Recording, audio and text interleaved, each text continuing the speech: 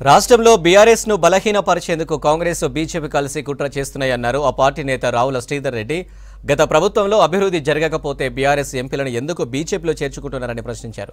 అప్పుడు బీజేపీ నేతలు ఆరోపణలు చేసిన నాయకులనే ఇప్పుడు ఆ పార్టీలోకి చేర్చుకుంటున్నారని విమర్శించారు.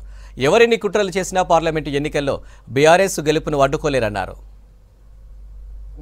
బలహీనపరచాలనేటువంటి ఒక ప్రయత్నం చేస్తా ఉన్నారు. ఆ ప్రయత్నంలో భాగంగా ఈ రెండు పార్టీల నాయకులు మాట్లాడుతున్నటువంటి మాటలు చూస్తే నిజంగా దయ్యాలు వేదాలు వల్లిస్తే ఎట్లా ఉంటుందో దానికి నిజంగా ఎగ్జాంపుల్ లా కనబడతా ఉన్నారు. ఒకవేళ మా పార్టీలో ఉన్న వాళ్ళందరూ దొంగలై ఉంటే మరి ఆ దొంగల ఇంటి ముందు రోజు పోయి నైట్ వాచ్మెన్ ఉద్యోగం ఎందుకు చేస్తా ఉన్నావు?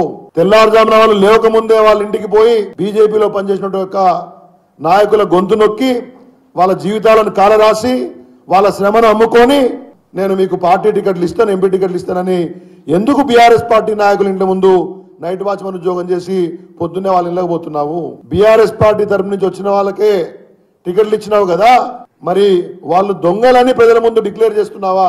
నీతి మాలిన మాటలు, సిగ్గుమాలిన రాజకీయాలకు కేర్ ఆఫ్ గా భారతీయ జనతా పార్టీ తయారు చేస్తున్నావు కదా. గిరిజనుల యొక్క భూములు గుంజుకున్నాడని ఇవాళ కార్యకర్తలను ఆ రోజున పంపిస్తే వాళ్ళందరినీ ఆ రోజు కొట్లాటలైతే వాళ్ళందరూ జైల్లోకి పోయినారు.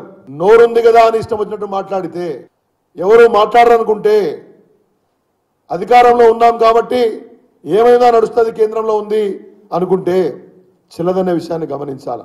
మీకు అసలు బీఆర్ఎస్ పార్టీ మీద మాట్లాడే నైతికత అరగా ఉందని అడుగుతా ఉన్నాను. నీ పార్లమెంట్ సెగ్మెంట్ లో ఒక్క బీజేపీ అభ్యర్థి గెలవడు. ఏ ముఖం పెట్టుకొని వాళ్ళ ఏం పనిచేసినావని సికింద్రాబాద్ పార్లమెంట్ కు మళ్ళీ పోటీ చేసి గెలుస్తున్నట్టున్నావు. అసెంబ్లీ ఎన్నికలలో ఎవరు గెలవకున్నా పర్వాలేదు, నేను మాత్రం గెలవాలనే స్వార్థపూర్తి రాజకీయం చేసే నీవు బీఆర్ఎస్ పార్టీని దొంగల పార్టీ అంటే ప్రజలు నవ్వుతారు. నీ పార్టీ కార్యకర్తలు కూడా మీ యొక్క ఈ శ్రమ నమ్ముకునే అవినీతి రాజకీయం పట్ల అసహించుకుంటారనే విషయాన్ని మీరు గమనించాలని చెప్పేసి కూడా నేను మీ కిషన్ రెడ్డి గారికి బీజేపీ నాయకులకు నేను చెప్తా ఉన్నాను.